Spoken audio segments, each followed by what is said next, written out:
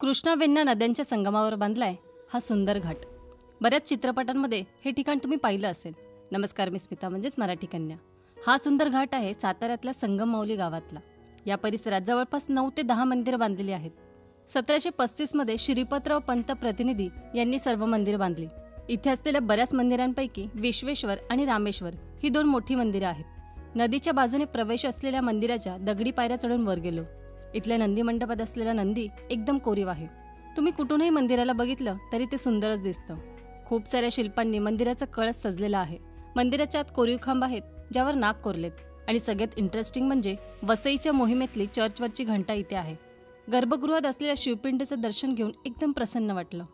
मंदिराच्या बाहेरचा भाग बघण्यासारखा आहे। नदीपात्रात शाहू महाराजांची समाधी बघायला मिळते। इथूनच नदीच्या पलीकडे असणारं रामेश्वर मंदिर दिसतं। तिथे पोहोचण्यासाठी पुलावरून जावं लागतं। नदीच्या बाजूला उतरत जाणाऱ्या पायऱ्यांनी मंदिरात जायला निघालो। मंदिर परिसरात एक दीपमाळ आहे, आजवर पाहिलेल्या दीपमाळांपेक्षा सगळ्यात वेगळी।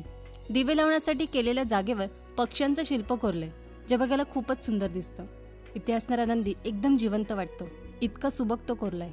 गर्भगृहातून येणारा मंत्रांचा आवाज, शांत संध्याकाळ आणि परतीला निघालेले पक्षी, अशा सर्व मनाला सुखवणाऱ्या गोष्टी इथे अनुभवायला मिळतात। इथूनच पुढे नदीकाठी बरीच मंदिरं आहेत। त्यातल्या एका मंदिरात जाऊन दर्शन घेतलं। शांत वाहणाऱ्या कृष्णाबाईला बघत निवांत वेळ घालवला। इथला घाट परिसर एकदम शांत आहे। मस्त संध्याकाळ अनुभवण्यासाठी हे ठिकाण एकदम बेस्ट आहे। कधी साताऱ्यात आलात ते इथे भेट द्या। व्हिडिओ आवर्जून शेअर आणि सेव्ह करायला विसरू नका। भेटूया पुढच्या व्हिडिओमध्ये, तोपर्यंत ओके, टाटा, बाय।